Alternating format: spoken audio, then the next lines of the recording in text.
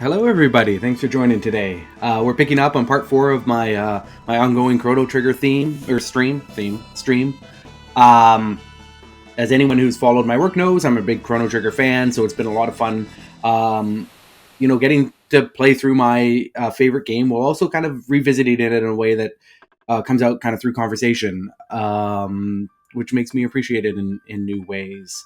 So I've been having a lot of fun. We're probably about maybe 25% of the way through the game. Um, Today, so anyone familiar with the game, today or in the last session, we've just found the first half of the Masamune, the sword. So today we're going to be going to recover the second half of the sword, try to convince Frog to join our team, but we have to fix the Masamune first as well. If you're a Chrono Trigger fan, or if you're not and you're just checking out this video and this stream, I've got a primer for you, and I've got a deep dive for you. It's the same article. It's called Timeless, A History of Chrono Trigger. I wrote it late last year. It is my deep dive into the game, the history of Chrono Trigger, and also the people who made Chrono Trigger. It has a well-known kind of creation story where many of the kind of biggest names in Japanese RPGs at the time got together to form a team to make Chrono Trigger, which turned out to be sort of the culmination of everything that was 8-bit and 16-bit Japanese RPGs. And so Timeless dives into that history, tries to relay why Chrono Trigger is so special to me, but also why it's so special to, a lot of other gamers and also game creators as well. So I think you'll really enjoy that. I've put a link to it in the chat. And while I have your attention, I also want to put another link in there to a recent article that I just put out about another Super Nintendo Japanese RPG called Bahamut Lagoon. Bahamut Lagoon is a strategy RPG by Square Enix, released late in the Super Nintendo's life cycle. It features these really gorgeous pixel art graphics, very reminiscent of Final Fantasy VI or Romance's Saga 3. A very political kind of war story, which is quite typical for strategy RPGs. Wrapped around a game that takes in gameplay style from other series like Fire Emblem or Tactics Ogre. But the thing about Bahamut Lagoon is it never came out in North America. It was one of the first games that I remember sort of ogling from afar in the back of video game magazines because it just looked gorgeous. And being obsessed with Chrono Trigger and Final Fantasy VI, I wanted everything that Square Enix would be able to give me. And Bahamut Lagoon never received an official translation. This story, which I'm going to post a link in chat as well, is about a new fan translation that was just released by a software developer named Nier. He's best known for the work he's done on Super Nintendo emulators, which is top of the industry. For his releases, BSNES and Higan, which are considered two of, if not just flat out, the best Super Nintendo emulators available. He's a brilliant guy, but like me, way back in the day, he saw Bahamut Lagoon and, knew he wanted to play it, knew he needed to play it, but unlike me, who just, flipped through magazines and kind of wished for it, he took it upon himself to try to create a fan translation. And he did, and he took on that project, and it failed a couple of times. He created a few that he wasn't very happy with. And so, to celebrate the 25th anniversary of the game, he revisited it to create what he considers to be the perfect fan translation of Bahamut Lagoon. And he's taken on not just translating the text to make it, sort of modernized, but also applying everything he's learned over his years as a creator of Super Nintendo emulators to create something that's just not just a straight translation of the game, but something that's technically superior to anything that you could have had, 25 years ago, if it had come over at the time.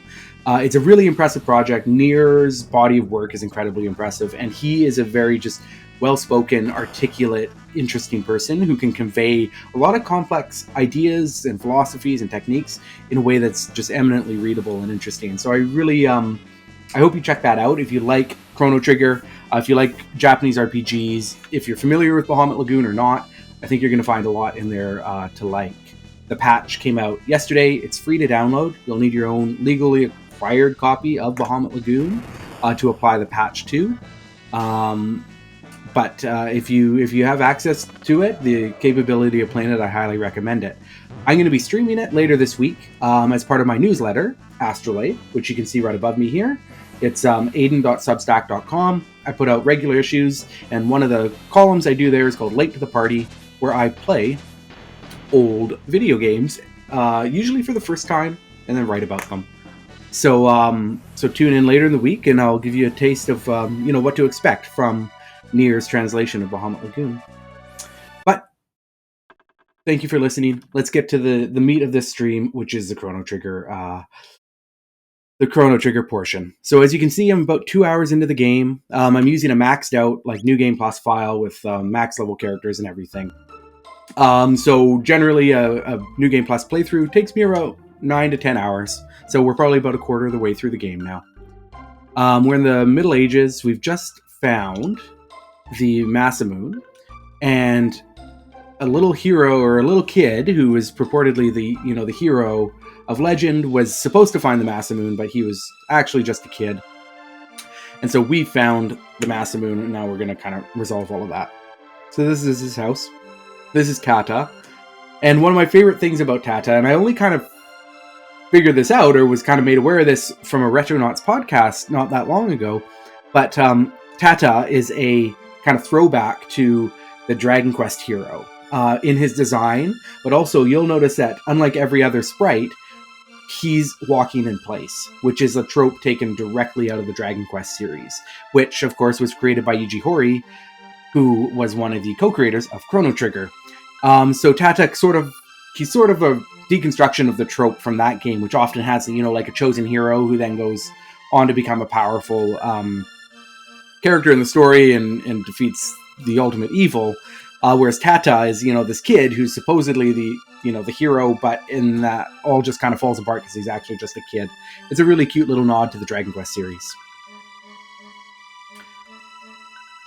So what actually happened is Tata found the medal, what's it called? I can't even remember. A medal in the forest, and so that's why everybody thought he was the hero, but in actuality, it didn't belong to him. His dad's disappointed. He probably should have known that, the little kid he lived with was not the hero of legend, but here we are. And so what we need to do is try to convince Frog, who we met earlier in the game, to join our team and wield the Masamune, which will be, I think, easier said than done. So this is Frog's little home. He was a knight in the Kingdom of Guardia, but the Dark Mage Magus used magic to turn him into a frog, and now he's sort of in a self-imposed exile because he feels like he failed the queen. Yeah. So the hero badge is something that his mentor Cyrus held on to, and it's very sentimental for him. And Cyrus was killed by Magus at the same time Frog was turned into a frog. And so we need to get the Masamune, which is a magical sword, to be able to fight and defeat Magus. We have half of it, and as it turns out, Frog has the hilt. And so we need to restore the sword to its former glory to convince Frog to join our team. And on the sword itself was written a name of somebody who we met earlier in the story, who's one of the three sages, and he can restore the sword because he's the one that built the sword. So we need to go back to 1000 AD to try to get the sword rebuilt. This is probably, if I were to choose a part of the game that's probably, my least favorite part, this is probably it. There's a lot of just running back and forth through various timelines, collecting this, collecting that, without a lot of, sort of forward plot progression. Chrono Trigger, one of its like strengths is the fact that its plot just keeps rolling it from one scenario into another. But this is a point where it sort of like takes a huge step back and gets a little like fetch questy, which is atypical for how it usually structures its story and journey.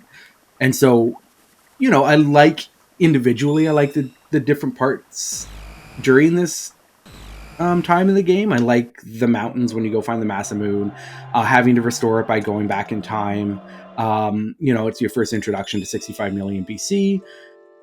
But as a whole, like one after the other, you find the sword, but it's broken, and then you go back and to Melchior, and he can fix it, but he needs the Sunstone. So you go into 1000 or 65 million BC to get the Sunstone, but it gets stolen, and there's just like all of these sort of like arbitrary fetch quests that get added onto the story that just make it not really a drag. It's still fast, it's still fun, but sort of the boggiest part of the game. You know what, Lathering Ben, that's a really good point. It does give you the first kind of glimpse into how going forward you're going to have to kind of like interact through all of the different timelines to kind of make things come together. Up to this point, we've had a very linear path where you start in a timeline, you go to the next one, do a quest, it's self-contained within that timeline, or that time frame, and then you finish that, you move on to the next era, you complete a quest, you move on to the next one. Whereas this is the first one where you kind of like have to visit various different eras out of order and multiple times to complete a quest. So that's definitely a good idea, or a good description of this part of the game. And to be honest, I probably feel it more now that I'm so familiar with the game than I ever did back in the day when I was, first playing it, or not really thinking critically about how the plot's structured.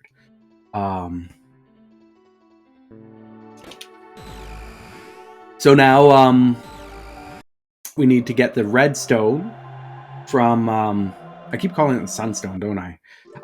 We need to get the red stone from way back in 65 million BC to be able to fix the sword. The Dreamstone is what the sword was initially made of, and it's kind of fun because eventually over the course of the game we'll see like what the Dreamstone was used for and how it was made and then eventually turned into the Massa Moon.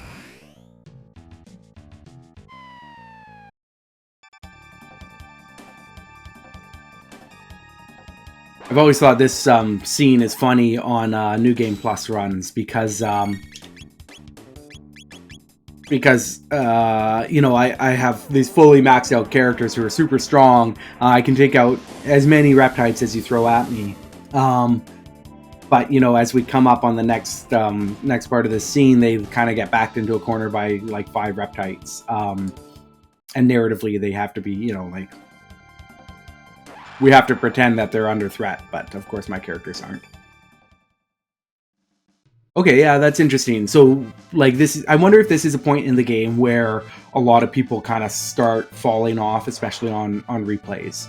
I can definitely see that. Just losing that sort of linear nature just requires a little bit more jumping through hoops, which I think would, cause people to pick something else up if they're going to. I know that for me, like when I'm replaying Final Fantasy VI, for instance, like I often find myself falling off on replays once I get to the point where you have to pick the 3 divergent paths. And I'll play, one of the shorter ones, but then I'll pick up Sabin's, and it ends up being a lot longer. And the pacing's just a lot different than the rest of the early part of the game, and that's where I generally fall off of Final Fantasy VI.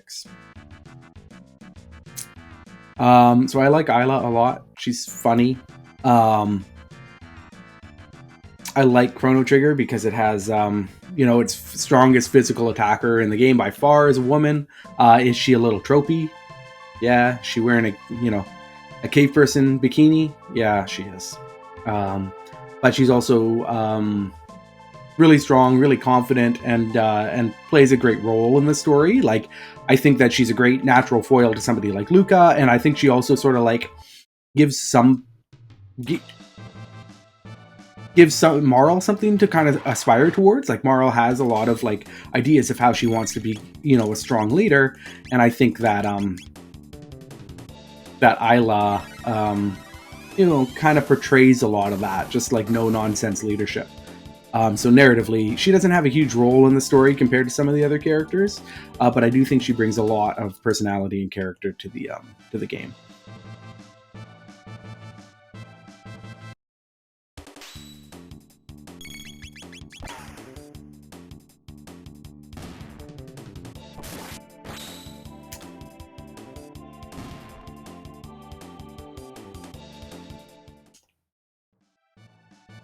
So you'll notice in these battles, I'm picking up some rewards, some items that are kind of unusual, like petals. Those are used for a unique economy in 65 million BC, where I can trade like petals and stuff for items, which is kind of cool. So here's Isla's hut. As you can tell, I can never remember which one's hers. And so now she's inviting us to a party. And I do like this party. It's fun. I always enjoy bringing Luca on this part of the quest because she's funny, and watching her let loose is always amusing. And of course, Marl is always up for a party.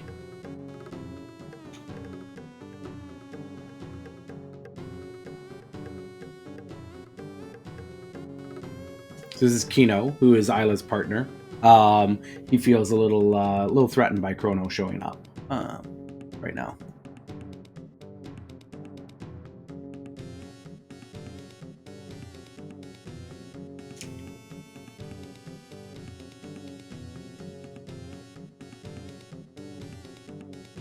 There we go.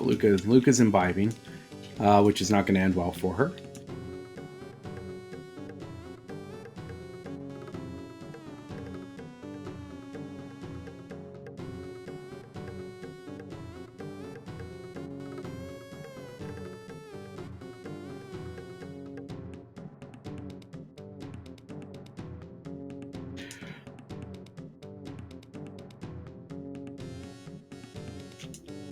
So one of the things that, like, playing through this Super Nintendo version on stream is just kind of making me think of is my previous playthrough of the game was the Nintendo DS remaster, which features a new translation. And this is one of the game. Like, I like the Ted Woolsey translation of Chrono Trigger a lot. I think it does a good job. I think it's remarkable given the resources that he was working with at the time and compared to a lot of other translations at that time. But I really like the Nintendo DS version of the game, and I like the way that the translation is cleaned up a lot. I know that some people don't really prefer it, but I especially think people like characters like Frog, who don't, in the Super Nintendo version, he kind of speaks with this fake Old English way of speaking, which doesn't fit in with how anyone else speaks at the time in 600 AD. And the DS version just cleans that up a bit and just makes it just a better overall translation, I think. So I have to drink a lot of quote unquote soup right now to keep up with Isla. I'll pay for it tomorrow, but she's going to give me the Sunstone or the Dreamstone if I have to, or if I beat her. Which translation of the Android version uses? I believe it uses the Nintendo DS version, which makes it a good version to try out. I've never played the Android version. It used to be that I'd play through Chrono Trigger every time it was released on a new system, but I sort of fell off that once it started coming out on mobile and stuff. It's just on so many different devices now that I just, if I want to play it portably, I'll play it on DS. If I want to play it on the big screen, I'll play my regular Super Nintendo cart. If I want to play it on my, TV in my living room, I'll play it on my SNES Classic. But the Android version, from what I understand, is pretty good. Uses a DS translation. And the PC version also uses a DS translation, and it's also good now. It wasn't when it was released, but it had a lot of updates, a lot of care put into it by Square Enix. And is it a perfect remaster? No, still not, but it's certainly playable. So they're all feeling the effects of all that soup last night. But now what they're finding is a bunch of Reptite footprints, because everything was kind of stolen, and Reptites came through and I think stole the Dreamstone. The interface on all of these Square Enix kind of mobile ports is just is awful. And I think that's just sort of commonly held opinion. Why they can't get it right, why they don't have a single person on staff who tells them that Verdana is not an appropriate font to use in a retro game, I don't know. But I think, from what I understand, the Android one is still playable and is still good, as long as you can kind of get past the funky interface. I think, if I remember correctly, the PC version, which is based on the Android release, eventually added the opportunity to use the original font, I think, or something similar to that. I can't remember if that was an official part of the release or if that was kind of a fan mod, but anything to get rid of Verdana or whatever sans serif font it is that they use. Chrono Trigger has one of my very favorite 16-bit fonts. I think it's very clear, it's very clean, has a lot of character without being overly complex. I was talking earlier about the Bahamut Lagoon translation project by Nier, and one of the things that he did was go in and create an entirely custom font library for the game, but also introduce genuinely variable width fonts. And so it has this really, really nice, super crystal clear font, and just it makes the menus, it makes the dialogue, it makes everything look really high end and professional. In my interview, which I linked up further in chat, he talks about how the goal and the way he kind of executed on it makes the Bahamut Lagoon fan translation on the Super Nintendo look almost like a PlayStation game, in terms of how clean and professional the font is. And if you play it, it definitely feels like a step above what else was kind of happening on the Super Nintendo at the time. In a way, it kind of reminds me of a really high end Game Boy Advance or PSP font, which I have a lot of kind of fond memories of. I think it's kind of this really nice middle ground between the pixel based low res font look and something that's clean and readable.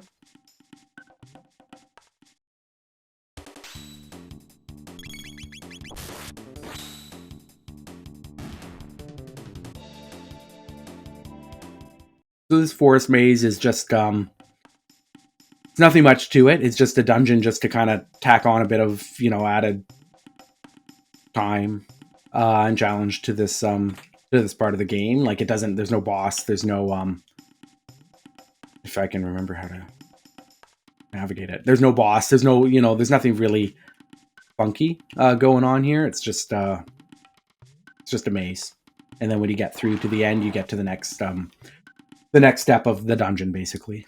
Narratively, it's kind of fun because you have the Reptite feet, and so you follow those kind of through the jungle. But it's also kind of confusing and intentionally so. Not my favorite dungeon in the game.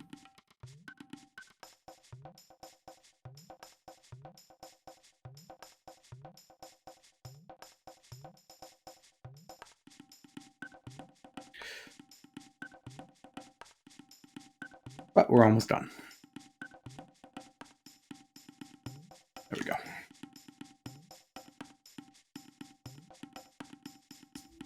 So, I mean, as you can see, you know, if you've played Chrono Trigger before or not, like, you can kind of see how and why, like, a New Game Plus run is so much faster than a regular run. You know, you can avoid a lot of enemies in Chrono Trigger,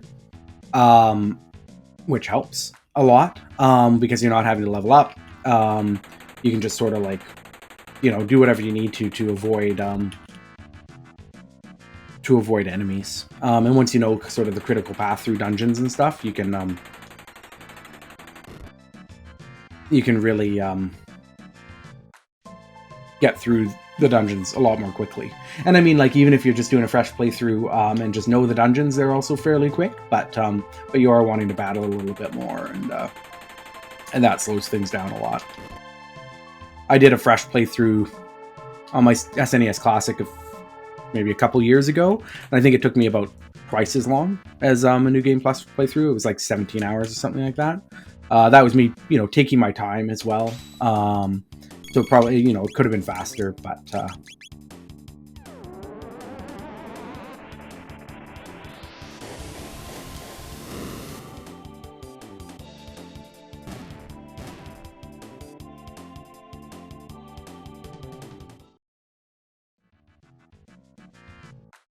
so the idea here is that I'm sort of delving deeper and deeper into this reptite cave. I need to get these weevil guys to dig holes in the right spots so that I can get down to the very bottom level. So if you're doing a more meticulous, like, playthrough of the dungeon, you want to make sure that you get into all the different rooms to get some, you know, decent treasure. New Game Plus run, I'm just trying to get to the bottom as fast as I can.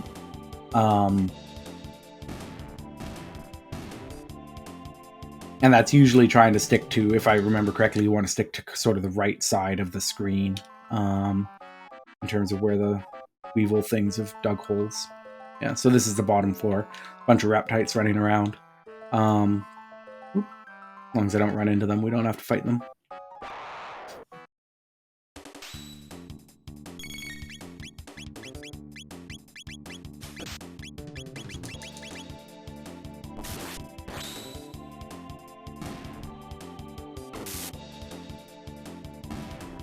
Yeah, so you'll see Isla just did a lot of damage there with her physical attack. She did max damage. And Isla is kind of fun as a character because as she has no weapons in the game, like, she only uses her fists, so you never equip her with anything. But as she gets as she reaches certain level thresholds, she her fist upgrades. And once you get to, like, this final the final level, she does some immense damage. It doesn't happen every time, but I think the way it works is her critical hits are guaranteed to be max damage, which is obviously pretty strong, especially if you can boost your critical rate. But I don't remember if you actually can. Let's see.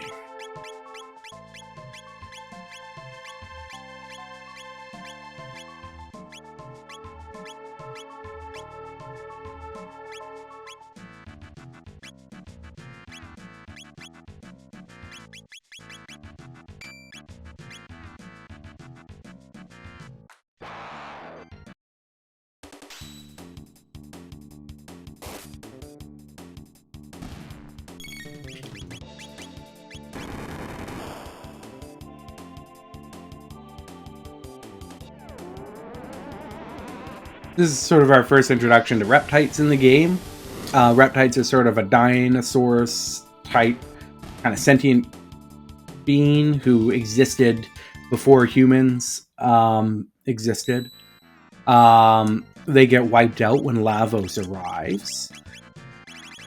And I think that they kind of have one of the most thematically interesting stories in the game. They're sort of the more kind of natural, like, focused, sentient kind of creatures on the planet. And so a lot of their story, which revolves here around Azala, their leader, is about, like, the pitched battle between humans and reptites, who's going to kind of survive to lead forward.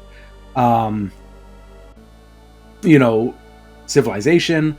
And then Chrono Cross, which is a whole other can of worms, but Chrono Cross is a sequel to Chrono Trigger, and it sort of deals with this idea that there's like divergent timelines, one in which Lavos arrived and the humans took over, which is what we're looking at now. And then another one where Lavos didn't arrive or was defeated, or I can't really remember. But in any case, the Reptites continued to exist and became the dominant life form on the planet, and what that looks like, because versus the sort of like cannibalistic nature of the humans versus the more kind of natural coexistence of the Reptites. And I think that that's kind of a thematically interesting part of Chrono Cross. Chrono Cross narratively has a lot of problems, but I think that that's one of the kind of more interesting things to come out of Chrono Cross that like ties in nicely with Chrono Trigger. So much of what Chrono Cross does is sort of like refute what Chrono Trigger was thematically and like emotionally, but the idea of like what would happen if the Reptites weren't wiped out? What if they became the sort of dominant species on the planet, and would that actually be bad? Like, it's kind of interesting. So we got the gate key back. That's right. That's what it was. The Reptites stole the gate key. So now we have the Dreamstone. We have the gate key, so we can get back to our time and restore the Masamune and get Frog back as well.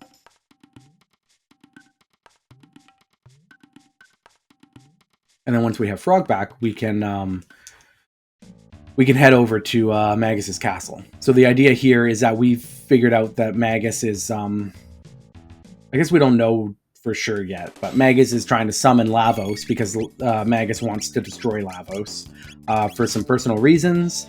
And he's also kind of waging war against the humans on behalf of the Mystics.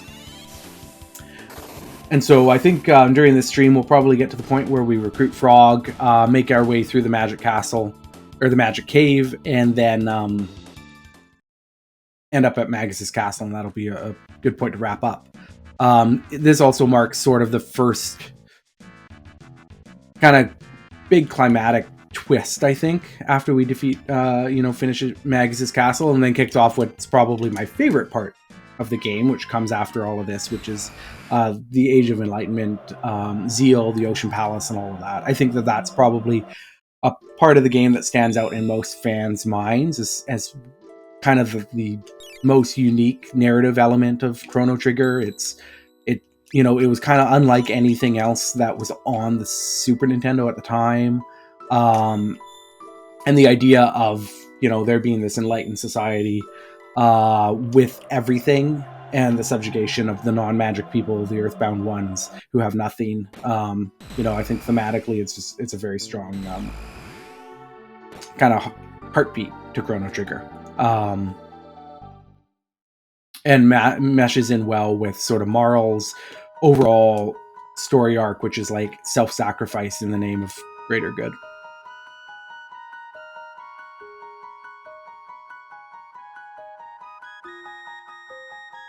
All right, so we're going to fix the Masamune. Let's do this.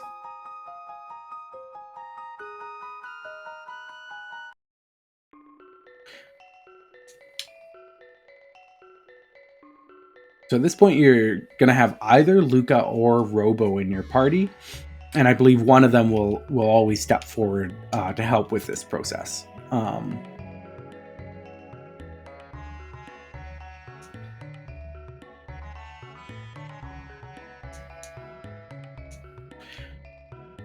And now there's just a lot of waiting at this point. I don't think there's any way to actually speed this along.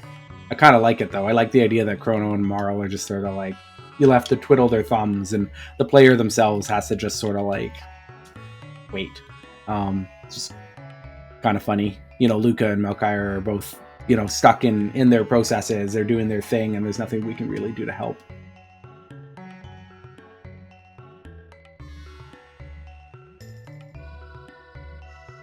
I also like how he works in this, like, wooden basement, like, making magical swords. I feel like, he probably needs something a little less flammable if he's going to be making if he's going to be running a forge, but who knows? All right, there we go. We have the Masamune. So let's take this back to Frog.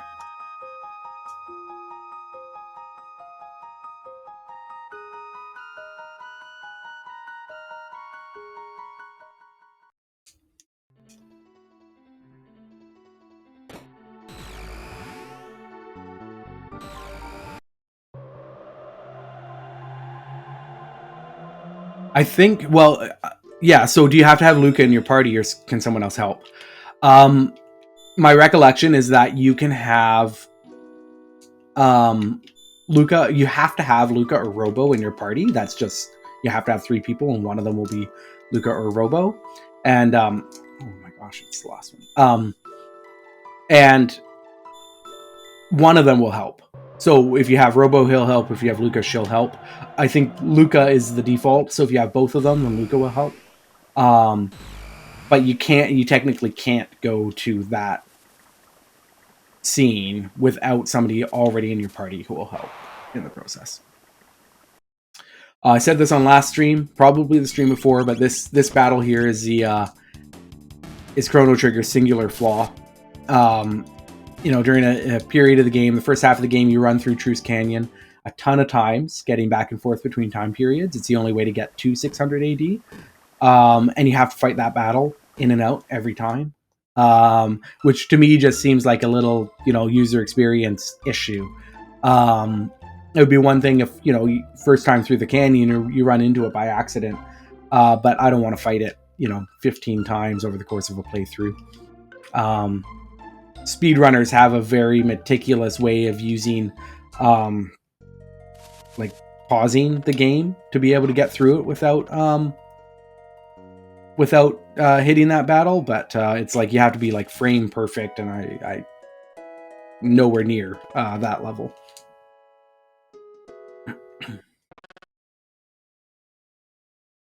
I've always liked Frog's little house. It seems cozy. And I like that it's in sort of this forest that's full of other creatures and stuff. It kind of shows, I think it tells you a lot about Frog. Like, he was human, and as we're going to find out here what happened to him, he was human, and, and he sort of like is in this self-imposed exile. And to see him sort of like trying to return to like animalistic roots is sort of very melancholy. And I feel like his little forest hut thing, his forest burrow, sort of shows that. I feel like if he's a frog, he probably needs to be in water, or closer to water at the very least. But hey. So what we're finding out about now is Cyrus, the Knight Cyrus, who is, the Kingdom of Guardia's, big hero. And the green-haired fellow there is Frog. Went back when he was a human, who went by the name of Glenn. He was sort of Cyrus's little buddy, his protege. And together they're off. You know what, Ben? That's a good point. There might be marshy roots. It might be very damp and moist under there. That's a good point. So Cyrus and Glenn, they're going off on all these adventures, kind of saving the kingdom. I've always thought that this Frog King guy is pretty cool. He only appears in this scene, in the forest, which is kind of fun. But what we end up seeing is that Cyrus tries to take on Magus to save the kingdom, wielding the Masamune. It gets broken just now, and now we see what happens to Cyrus, and then when Frog gets turned into a frog. And so Frog's whole storyline is based around this idea that, he kind of lived in Cyrus's shadow, and he grieves the loss of Cyrus, and how he doesn't believe he can ever fill Cyrus's footsteps. But I have this big fan theory that Cyrus is actually Marl's descendant. That the king and the queen weren't too happy with each other, and that Cyrus was actually Marl's great grandfather or whatever. I have no evidence for that, but I like the idea of it because Cyrus is cool, and I feel like he's sort of a bit of a wasted character. He gives Frog motivation, but he's just cool.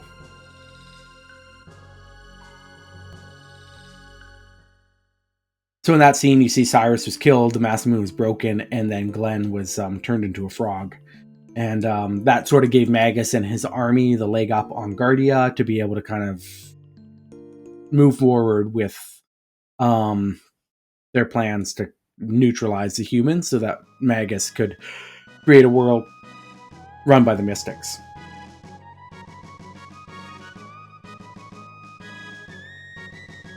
Frog's a popular character among fans. He's not my favorite character, but his theme song is great, undeniably great.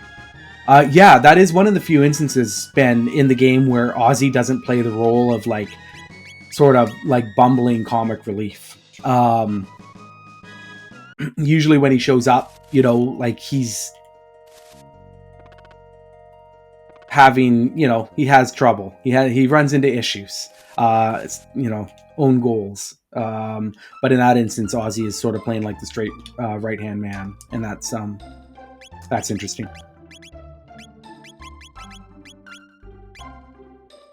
So I don't have the Masamune to equip yet. I don't know how you find this place on your first playthrough. It's been so long. I played this game way back in 95 or whenever.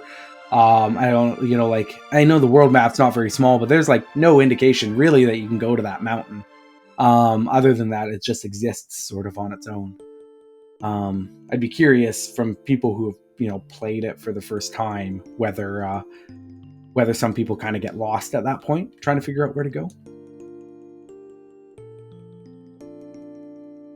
We're getting a lot of Frog's backstory now. He showed up early in the game, like in the first dungeon. And that's, you know, after you finish that, you kind of find out about his sort of self-exile and his, you know, dashboard confessional type personality. And now we're kind of getting a glimpse into why he's the way he is. And we're also seeing how cool Cyrus is, because Cyrus is excellent.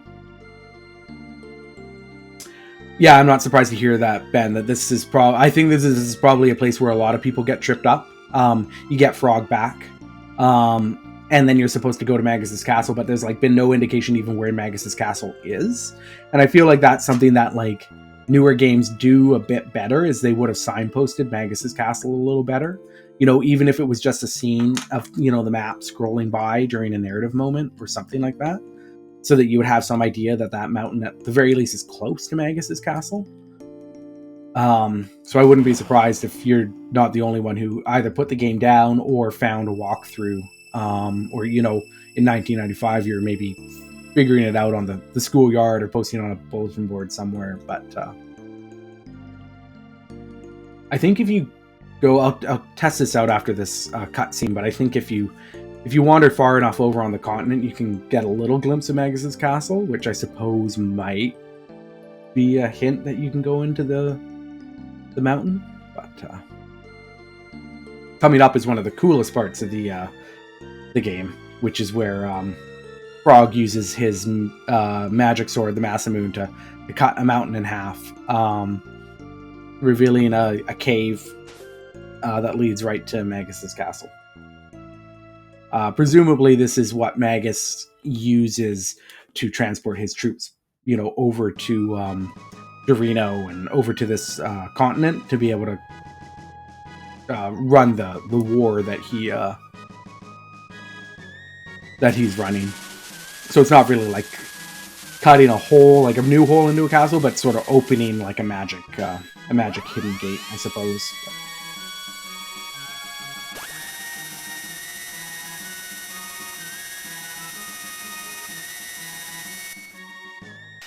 One of the, like, we talked earlier about Isla and how you never equip Isla with any weapons. Frog's kind of interesting too because he does have other weapons, and eventually the Masamune gets outclassed by a couple other swords for him. But then his subquest in the second half of the game is revolves around the idea of powering up the Masamune, and then it becomes his best weapon again. And so, like, Frog from this point forward mostly uses the Masamune, other than using, I think it's called the Demon Hit. So yeah, if we go out onto this little spit here, this peninsula, I can see the exit to this cave, which would give you a hint that maybe that's, maybe there's a similar mountain nearby that lets you in. Now that we've opened the cave, we can see that it has a, a hole in it, but before it was just kind of a nondescript mountain. You can see that little bat flying around, as we find out later on that is not just any random bat, but it's actually the magician Flea, who was one of my favorite characters in the game. I like Flea and Slash and Ozzy a lot. And for those that don't know, they were so Flea, Slash, and Ozzy are named by the American localization after famous American rock stars from Red Hot Chili Peppers, Ozzy Osbourne, and Guns N' Roses. In the Japanese version, they were named after condiments. So you had soy sauce, mayo, and can't remember the third one's name, but you had soy sauce, mayo, and someone else. And so, like, even in the Japanese version, they were in there as, comic relief. But hey now.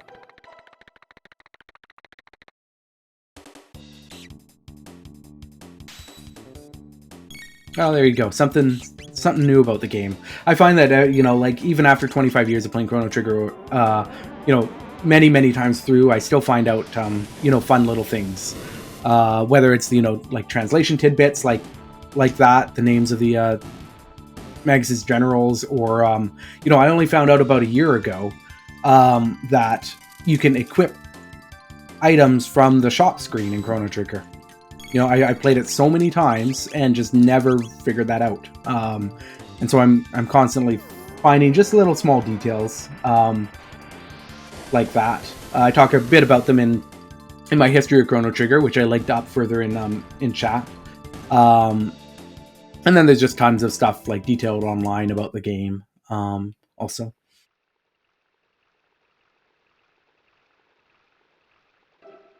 That is a very, very specific note written by that soldier about how to combat one particular enemy in Magus' castle. But this is a perfect place to stop. We're about to to go fight Magus, go through his castle. It's one of the kind of cooler dungeons in the game.